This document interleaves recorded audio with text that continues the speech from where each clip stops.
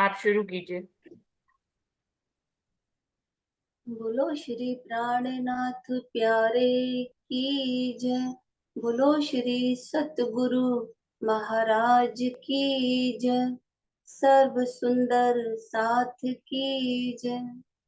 प्रणाम जी, सभी सुंदर साथ जी के चरणों में प्रणाम जी।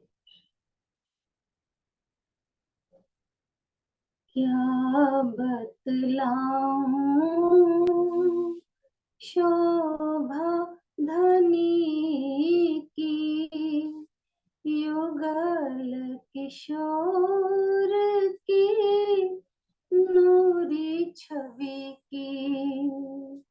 क्या बतलाऊं ये शोभा ना जाहिर दुनिया में, तो क्यों आवे झूठी जुबान। हक सूरत में जो खूबियाँ है, जानत है जो अर्श अरवा है। रूह खोल नैना देख धनी की, सुंदर शोभा और सलूकी। क्या बतलाऊं न्यारी गति है हक नैनन की। भ्रुकुटी शोभित सुखदाई, जोरू मिलावे नैन नैन सो। आशिक इत थे निकस न पाए, गुण नैनों के गिन नहीं पाऊं। अमीरस भरे इस सुख सागर की। क्या बतलाऊं शब्दातीत को शब्द न पहुँचे, ना पहुँचे कोई झूठ नमूना। मेरी रूह की निस्बत से ही हक ने ये दिल किया अर्श अपना। आशिक रूहे कुछ नहीं देखे, जिस अंग अटकी बस वही अटकी। क्या बतलाऊं शोभा धनी की, युगल किशोर की, नूरी छवि की। क्या बतलाऊं बोलो श्री प्राणनाथ प्यारे की जय। बोलो श्री सदगुरु महाराज की जय। प्रणाम जी, प्रणाम जी, सभी सुंदर साथ जी के चरण। प्रणाम जी, शुरू करते हैं सुंदर साथी। धन्यवाद विजया दीदी। प्रथम लागू दुई चरण को, धनिये ना छुड़ाइयो खेन। लाख तली लालेड़िया, मेरे जीव के ही जीवन। इन पाँव तले पड़ी रहूं, धनी नजर खोलो बातून। पलना वालू निरखु नेत्रे, मेरे जीव के ही जीवन। मेरे जीव के ही जीवन। श्री बंदो सतगुरु चरण को, करूँ सो प्रेम प्रणाम।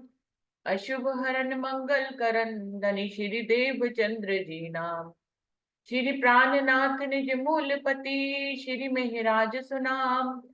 तेज कुंवर श्यामा युगल, जिको पल पल करूँ प्रणाम। पिया जी को पल पल करूँ प्रणाम। प्रणाम जी, सभी सुंदर साथ जी को प्रेम प्रणाम जी। सुंदर साथ जी, सागर वाणी का 5वां प्रकरण युगल स्वरूप की शोभा और श्रृंगार का चल रहा है, जिसमें 107 चौपाई हो गई थी। आज में 108 चौपाई से शुरू करते हैं। हृदय कमल अति कोमल, देख इन स्वरूप के अंग। जो आशिक कहावे आपको, क्यों छोड़े इनको संग। धाम धनी का वक्ष स्थल हृदय कमल बहुत ही कोमल है। श्री राज्य के इन अति सुंदर अंगों को देखने के पश्चात जो भी सुंदर साथ स्वयं को धनी का आशिक कहते हैं, इस अलौकिक शोभा से कभी भी दूर नहीं होना चाहेंगे। भावार्थ है, वस्तुतः वक्ष स्थल में हृदय कमल का निवास माना जाता है। यहाँ बाह्य अंगों की शोभा का वर्णन हो रहा है, इसलिए यहाँ हृदय कमल का तात्पर्य वक्ष स्थल से के सौंदर्य से लिया जाएगा, आंतरिक हृदय से नहीं। इस चौपाई में यह स्पष्ट है कि प्रियतम की शोभा में स्वयं को डुबाने वाले ही सच्चे आशिक हैं। भजन एवं नाच कूद के माध्यम से स्वयं को आशिक मान लेने वाले सुंदर साथ वास्तविकता से कोसों दूर हैं। तो राज्य के हृदय कमल का यहाँ वक्ष स्थल का वर्णन हो रहा है। सुंदर साथ जी, यहाँ पर राज्य महाराज ने कितने 5 हार पहने हुए हैं, है ना। पहले भी हमने शोभा में पढ़ा था कि राज्य ने 5 हार पहने हैं। तो अब सफेद बागा पहना है। एक तो राज्य का वक्ष स्थल बहुत सुंदर है, ऊपर से उस पे राज्य ने सफेद रंग का बागा पहना हुआ है, जिसमें यहाँ पे ऐसे डोरी बांधने के लिए है। उस बागे पे नीचे घेरा बना हुआ है चुन्नटों वाला, ऊपर दामन से कसी हुई जो है वो चोली है, और चोली में भी बहुत सुंदर कढ़ाई हुई हुई है। जगह जगह कंधे पे भी कढ़ाई है, ये डोरी के किनारों पे भी कढ़ाई है, पीछे भी कढ़ाई है, इस तरह से। और वो कढ़ाई जो है वो कभी भी आ, हाथ देने पर चुभती नहीं है, वो अंग की ही शोभा है। तो राजी महाराज ने बहुत सुंदर बागा पहना, फिर उसके ऊपर 5 हार भी पहने हुए हैं, हर हार में दुगदुगी भी है। तो यहाँ की पूरी शोभा अगर आप मिलाकर देखें तो बहुत ही सुंदर लगती है। चितवन करके देखेंगे सुंदर साथ जी, तो कह रहे हैं कि जो आशिक इसमें डूब जाते हैं, राज्य के वक्ष स्थल में हृदय में अटक जाते हैं, वो फिर इस शोभा को छोड़ना नहीं चाहते हैं। आशिक तो उसको कहते हैं जो एक अंग छोड़कर दूसरे अंग में भी नहीं जाता है। तो वक्ष स्थल की शोभा इतनी सुंदर है कि रूहें इसमें अगर अटक जाती हैं तो वो फिर कहीं और नहीं जाना चाहती, क्योंकि हर रूह कहाँ रहना चाहती है, राज्य के दिल में ही रहना चाहती है। हार कंठ गिरवान जो अति सुंदर सुखदाय, लाल लटकत मोती पर ये शोभा छोड़ी न जाए। श्री राज्य के कंठ में लटकते हुए हार जामे के गिरबान पर आए हुए हैं। ये बहुत ही सुंदर है तथा आत्मा को आनंद देने वाले हैं। इनमें माणिक तथा मोती के नग जड़े हुए हैं। आत्मा की नजरों से यह अलौकिक शोभा कभी अलग नहीं की जा सकती। वही बात आगे है कि राज्य ने जो बागा पहना उसके ऊपर यहाँ पर 5 हार है।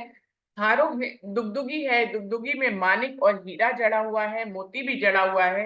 वो कह रही है जो रूह आत्मा से यहाँ की शोभा को देख लेती है वो फिर कहीं और जाना नहीं चाहती है।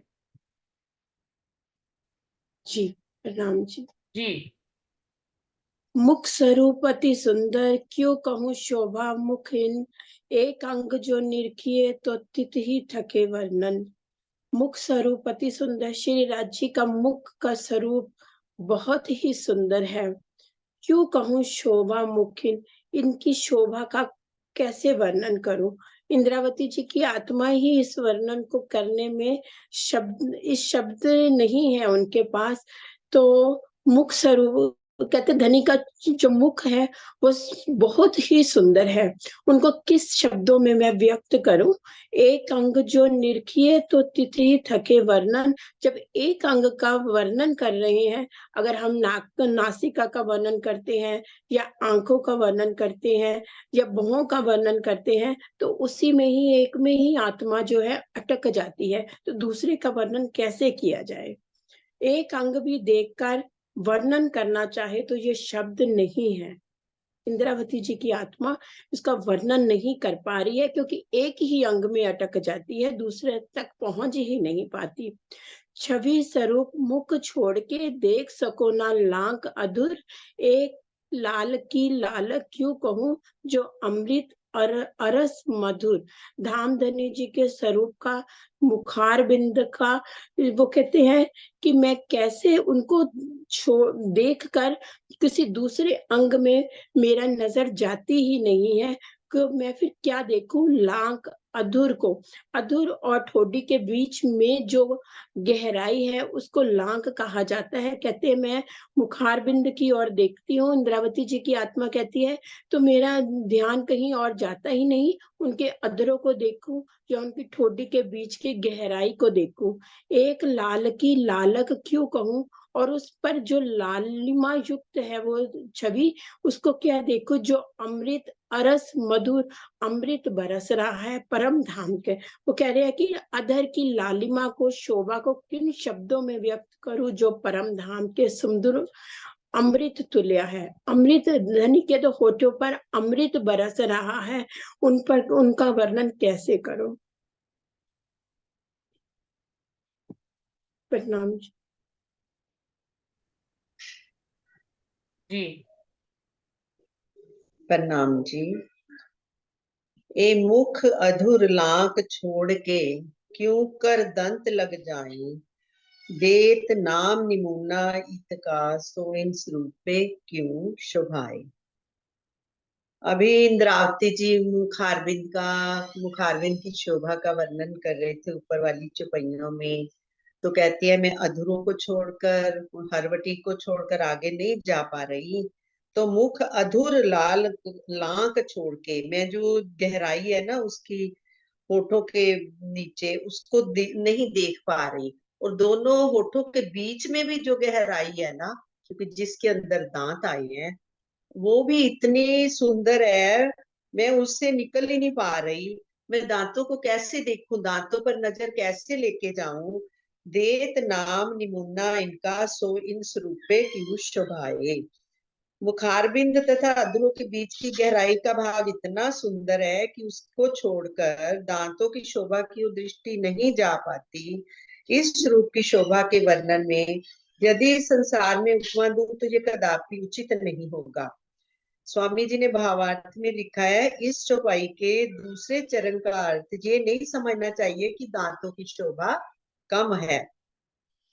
परम धाम में कोई भी वस्तु कम या अधिक सुंदर नहीं है, बल्कि आत्म दृष्टि से आत्मा की दृष्टि जिस शोभा को देखती है उसी में ही वो डूब जाती है, और उससे निकलकर अन्य शोभा को देखना बहुत कठिन होता है। फिर इस दूसरे चरण में यही भाव दर्शाया गया है कि युगल स्वरूप की शोभा श्रृंगार का संपूर्ण वर्णन तो मात्र धामधनी के आवेश से ही संभव हो सका है। कोई भी आत्मा प्रत्यक्ष देखकर बिना आवेश और हुक्म के कुछ भी नहीं कह सकती। यहाँ पर इंद्रावती जी कहते जब हम निकल ही नहीं सकते, अधरों को देखकर मैं दांतों को नहीं देख पा रही, तो फिर कौन कहला रहा है, मैं तो चुप हो जाती हूँ। फिर धामधनी का आवेश और हुक्म, उनके हुक्म से, उनकी मेहर से ही ये वर्णन वो खुद करवा रहे हैं। और दांत इतने सुंदर हैं, जैसे एक चौपाई भी आती है कि जैसे ऐनक होती है ना, दांत इतने वो परम धाम में हर, चाहे कोई थंब है, दीवारें हैं, सब पारदर्शी हैं। तो दांतों के अंदर से जब आत्मा उनकी जिह्वा मुख को देखती है तो वो भी लालिमा से भरे हुए हैं, वहां भी लालिमा ही है। और हर अंग जो धनी का है, आत्म स्वरूप है, ब्रह्म का स्वरूप है, तो कैसे निकल पाएगी। ये तो धनी का हुक्म ही है जो इस स्वरूप का वर्णन करवाया रहा है।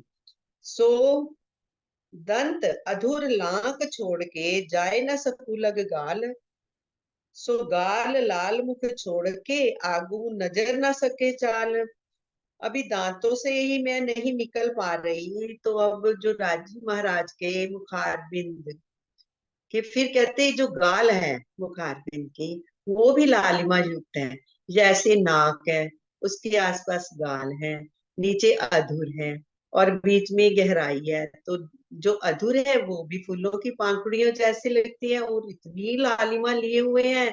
जो नाक में धनी ने बेसर पहनी हुई है ना, वो भी लालिमा, जो अधूरों की लालिमा से ही ना, क्योंकि वो सफेद रंग का मोती है उसमें। उसने भी लालिमा कहाँ से ग्रहण कर रखी है, वाइट है, और उसके अंदर मानिक है अंदर से, उसकी शोभा आती है। तो वो वाइट भी है ना, जो वो लाल हो जाता है।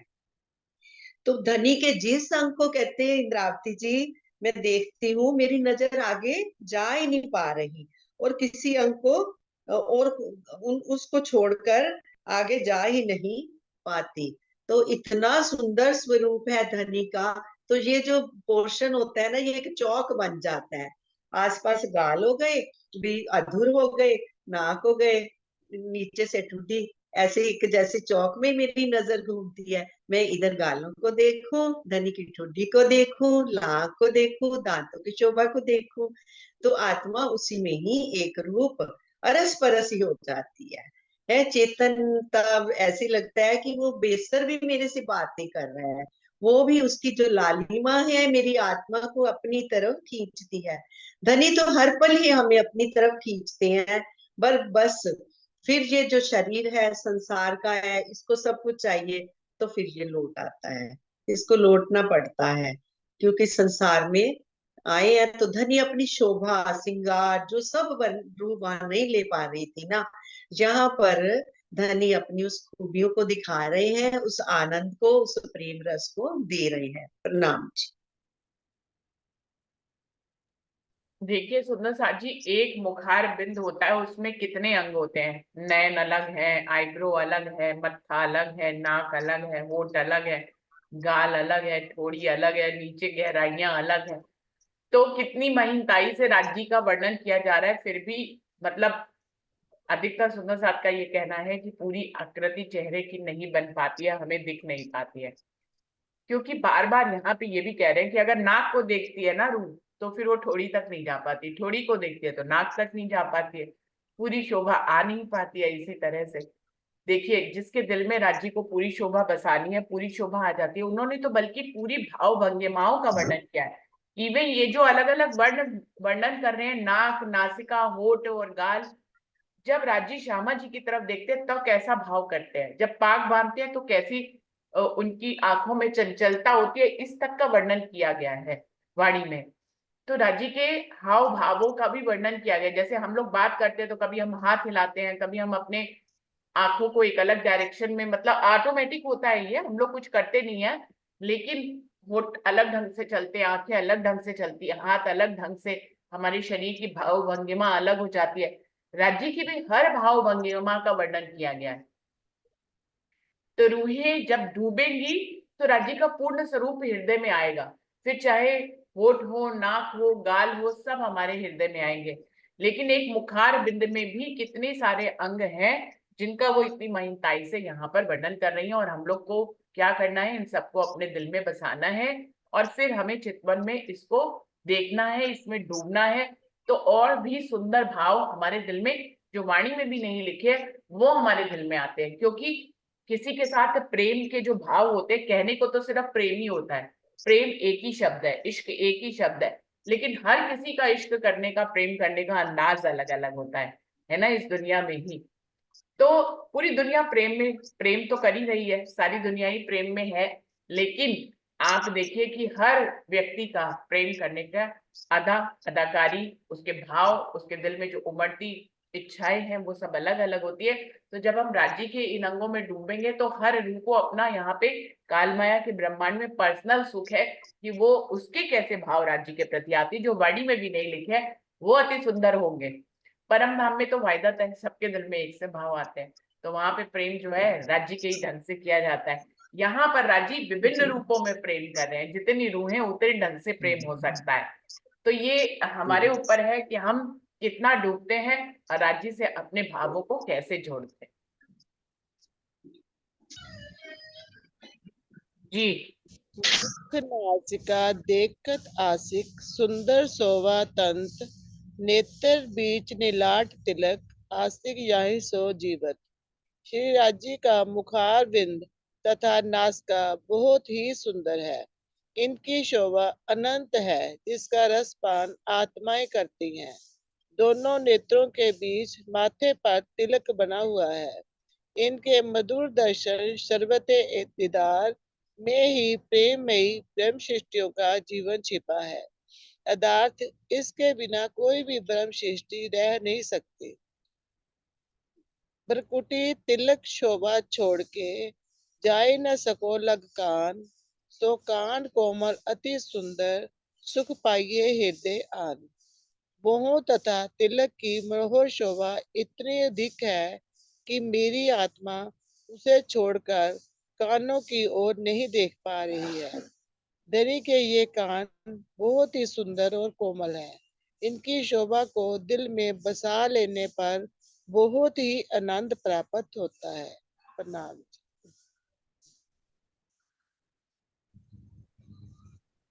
जी। प्रणाम। और भी खूबी कानन की, दिल दर्दा देवे भान, जाको कह लेहूं पर उत्तर, कोई न सुख इन समान। कानों की और भी विशेषता है। ये विरह भरे दिल के दर्द को समाप्त कर देते हैं। इन कानों से कहकर ही तो मैं अपने प्रश्नों के उत्तर ले पाती हूँ, जिसके समान अन्य कोई भी सुख नहीं है। भावार्थ: आशिक के विरह की पीड़ा को कानों के माध्यम से माशूक ग्रहण कर लेता है। इसके पश्चात वह अपने हृदय का प्रेम अपने आशिक पर उड़ेल देता है। यही भाव इस चौपाई में दर्शाया गया है। हमें जब अपने भाव किसी को, राजी को कहने होते हैं, तो हम उनके कानों तक ही पहुंचा देते हैं, फिर वो अपना पड़ उत्तर और अपना जो प्यार होता है वो हमारे ऊपर लुटाते हैं। इसमें कानों का अंग का यही विशेषता बताई गई है। कहे सुने बातें करे ए जो अर्श मेहरबान, सो खिलवत सुख छोड़ के लग जवाए नहीं नैनबान। धाम के धनी मेहर के सागर श्री राज जी ब्रह्म सृष्टियों से अपनी बातें कहते तथा उनकी बातें प्रेम पूर्वक सुनते हैं। इस प्रकार वे बहुत ही प्यार से अपनी अंगनाओं से बातें करते हैं। ये सारी प्रेममयी लीला खिलवत में जिन कानों के द्वारा संपन्न होती है, उन कानों को छोड़कर नेत्रों की तरफ आत्मा की दृष्टि नहीं जा पाती, जबकि ये नेत्र प्रेम के अबोध बाण छोड़ा करते हैं। हर अंग की अपनी इतनी विशेषता बताई गई है कि हम उसमें इतने घुस जाते हैं कि दूसरे अंग की तरफ जाना ही ब्रह्म सृष्टि के लिए, रूह के लिए मुश्किल हो पा जाता है। नेत्र कानों के द्वारा ही राज्य हमारी बात सुनते हैं और हम अपने भाव उन तक पहुंचा सकते हैं। कई बार जाहिरी रूप में भी हमें अपनी कोई दुनिया में बात ऐसे अंदर आ रही होती है, तो हम राज्य से उनको अपने भाव कहते हैं और हमें ऐसे लगता भी है कि राज्य हमारे भाव ऐसे सुन रहे हैं और उनका आंसर किसी भी रूप में हमें संसार में देते हैं। ये कानों का वर्णन बताया गया। प्रणाम जी।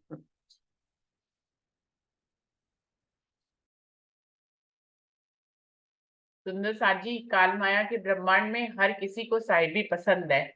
आपने किसी को कोई बात बोली और सामने वाले ने मान ली, तो इससे ज्यादा तो खुशी की कोई बात होती नहीं है दुनिया में। आप देखें, और फिर आपका पति मान ले, बेटा मान ले, कोई भी मान ले, आपकी फ्रेंड मान ले, हमको कितनी खुशी होती है कि हमने जो कहा इसने हमारी बात का मान सम्मान रखा, हमारी बात मान ली। तो यहाँ तो प्रेम की लीला चल रही है। राजी के कानों के माध्यम से रूहें इतने सुख लेती हैं कि अपने दिल के सारे भाव उनको सुना देती हैं। और फिर राजी हर रूह का भाव सुनकर, किसके माध्यम से सुनते हैं? अपने कानों से ही सुनेंगे, और सुन के फिर वैसा रिएक्शन देते हैं। तो अरस परस हो जाता है। मतलब रूह ने जितने प्रेम से अपनी बात कही, राजी ने कानों से सुनकर उतने ही प्रेम से उसका उत्तर दे दिया, तो रूह निहाल हो ही जाएगी, हो ही जाएगी। तो वो कह रहे हैं कि कानों का भी इतना इंपॉर्टेंट रोल है। जबकि देखिए सुंदर सा जी, ब्यूटी में हमेशा, राज्य की ब्यूटी की बात नहीं कर रही हूँ, लेकिन कालमाया के ब्रह्मांड में ब्यूटी में हमेशा नेत्र आते हैं, होठ आते हैं, कि इनके नैन नयन जो है वो हिरनी जैसे हैं, होठ जो है वो कमल की पंखुड़ी जैसे हैं, मुखारबिंद इतना शोभा है, सुंदर है। लेकिन कानों का बहुत सुंदरता से वर्णन नहीं किया जाता है कहीं पे भी।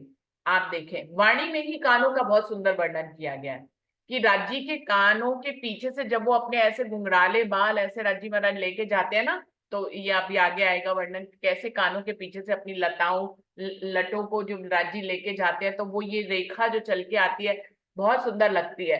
तो कानों का वर्णन जबकि सुनना उसका काम है, उसकी सुंदरता को तो कहना ही क्या, लेकिन कानों का बहुत इंपॉर्टेंट रोल है दुनिया में भी और परम धाम में भी, क्योंकि उसी से ही सुनकर दूसरे लोग हमसे एक संबंध स्थापित कर पाते हैं। अगर कान ना हो तो हमारे और आपके बीच में भी क्या ही संबंध हो पाएगा सुंदर साथ जी, है ना।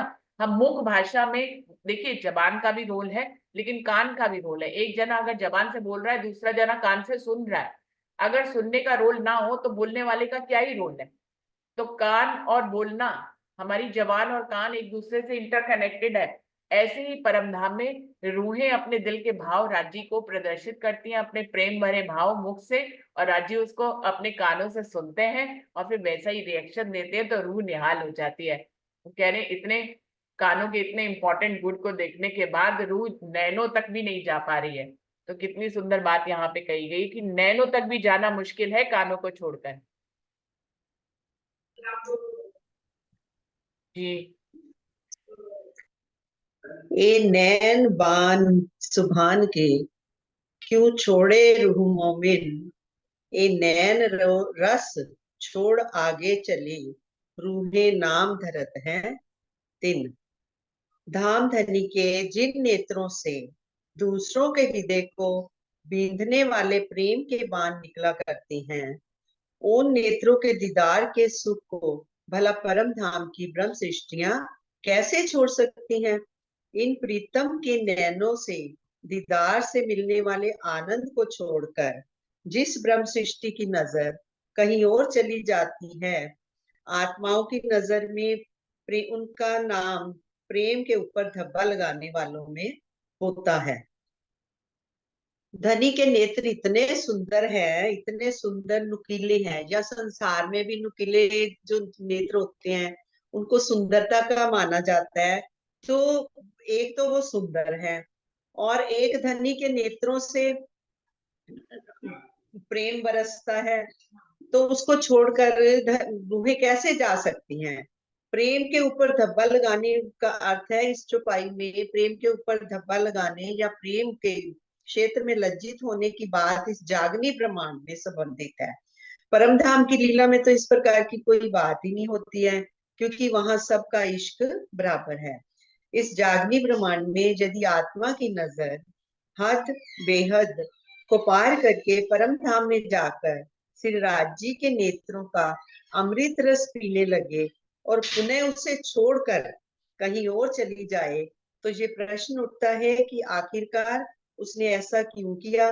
क्या श्री राज जी से मिलने वाले प्रेम के आनंद में कमी थी, या उससे अधिक कहीं और आनंद मिलने की संभावना थी। अक्षरातीत के हृदय का प्रेम जिन नेत्रों द्वारा प्रवाहित है, उन्हें छोड़कर कहीं और नजर कर लेना निश्चित रूप से प्रेम की उज्जवल चादर पर धब्बा लगाने जैसी बात है, और इसी कारण हांसी या लज्जा करवाने वाली आत्माओं में उनका नाम जुड़ जाता है। पर धनी के नेत्री तो है, जहां से जिनको जैसे हम किसी को मिलते हैं तो नेत्रों से ही सारा प्रभाव मिलता है, तो रूह क्यों उन नेत्रों को छोड़ेगी, उन नेत्रों से कैसे निकलेगी।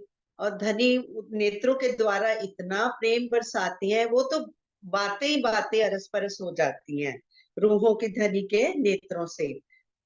नैन न्यारे अति तीखे पल देत तारे चंचल, श्याम उज्जवल लालक लिए एक यूं कहूँ सुपन अकल। धाम धनी के नेत्र तिरछे और बहुत नुकीले हैं। प्रेम की अधिकता के कारण आंखों में चंचलता है, जिससे प्राय पलकें झपटी रहती हैं। नेत्रों के बीच का भाग काला है और जबकि शेष भाग श्वेत है। इसके साथ ही प्रेम की लालिमा संपूर्ण नेत्रों में फैली हुई है। स्वपन की बुद्धि वाले इस ब्रह्मांड में प्रीतम के नेत्रों की शोभा का वर्णन भला कैसे हो सकता है। भावार्थ, नेत्रों का बिना पलक झपकाए पूर्ण रूप से खुला और स्थिर रहना ज्ञान का परिचायक है। जबकि प्रेम भरे नेत्र अध खुले ही रहते हैं, उनमें चंचलता का मिश्रण रहता है। इस चौपाई के दूसरे चरण का भाव ये कदापि नहीं समझना कि इंद्रावती जी कहती हैं कि मैं स्वप्न की बुद्धि से कैसे वर्णन करूं, जिस तन में अक्षरातीत अपनी पांचों शक्तियों के साथ लीला कर रही हो। यदि उनमें ही जागृत बुद्धि और निज बुद्धि ना हो तो अन्य किसके पास होगी। वो तो ये हमें भी, जैसे इंद्रावती जी ने तो दर्शन कर लिया, पूरा पूर्ण स्वरूप ही उनके दिल में बैठे हुए हैं पांचों शक्तियों के समेत। तो यहाँ पर ये हमें अपने आप को लेना है कि मैं कैसे उसमें खूब वर्णन कर पा सकती हूँ। जब तक धनी की मेहर नहीं होगी तब तक मैं उनको नहीं देख पाऊंगी। अच्छा, यदि श्री मामती जी पहले भी कह चुके हैं कि मेरी बुद्धि लुगा न निकसे, धाम धनी जाहिर करे अखंड घर सुख। तो ये सागर ग्रंथ की वाणी, तो ये सागर ग्रंथ की वाणी जब स्वयं धाम धनी ही कह रहे हैं, साहिब माहे बैठ के बतावत है ठोर, तो इसमें स्वपन की बुद्धि होने का प्रश्न ही नहीं होता। इतना अवश्य है कि प्रस्तुतिकरण में स्वपन की बुद्धि का योग अवश्य होता है, जिसके कारण वास्तविक वर्णन नहीं हो पाता। श्री महामती जी के धाम हृदय में विराजमान होने से अक्षर ब्रह्म की जागृत बुद्धि को वह सब कुछ प्राप्त हुआ जो अनादिकाल से अब तक प्राप्त नहीं हो सका था। मेरी संगते ऐसी सुधरी, बुद्ध बड़ी हुई अक्षर, तारत में सब सुध पड़ी लीला अंदर की घर। वो अक्षर ब्रह्म जो लीला देखना चाहते थे, धाम के अंदर तो एक दिल है, सब एक दिल ही है ना, तो वहां पर तो राजी महाराज का ही दिल काम करता है। तो वो कहाँ पर लीला बैठ के देखेंगे, वो अपनी जोग माया के ब्रह्मांड में, क्योंकि उनको 7 अंग सारी सत्ता दी हुई है राजी महाराज ने कि आपने, वो आज तक वही ब्रह्मांड बनाते थे और राजी महाराज अंदर आनंद की लीला करते थे अपनी आत्माओं के साथ। जहां पर आनंद की लीला हो रही थी वहां सत्ता कैसे आ सकती है। तो अब अक्षर ब्रह्म भी इंद्रावती जी के धाम हृदय में उनकी भी बुद्धि बैठी है और वो इसके द्वारा दर्शन कर रही है, इसलिए वो स्वपन की बुद्धि को बीच में लिया गया। धनी जी बैठे, जो कलश हिंदुस्तानी की चौपाई है, धनी जी मेरे ध्यान तुम्हारे बैठे बुद्ध जी बरस सहस्त्र चार। जब से रास की लीला हुई तब से वो अक्षर ब्रह्म इस ध्यान में बैठे थे कि कब श्यामा जी महारानी या राजी महाराज का आवेश आएगा। जब से देवचंद्र जी श्यामा जी महारानी उनके अंदर आकर बैठी हैं, तब तक वो वेट करते रहे कि कैसे आए। अब उनके अंदर से, श्री मामती जी के अंदर से बैठकर वो सारी लीलाओं का दर्शन कर रही है और हम आत्माओं को भी वो आनंद दे रही है। प्रणाम जी। बोलिए श्री प्राणनाथ प्यारे की जय। बोलिए श्री सद्गुरु महाराज की जय। सर्व सुंदर साथ की जय। प्रणाम जी, सभी सुंदर साथ जी को प्रेम प्रणाम जी। चलते हैं सुंदर साथ जी अपनी दूसरी बैठक की तरफ।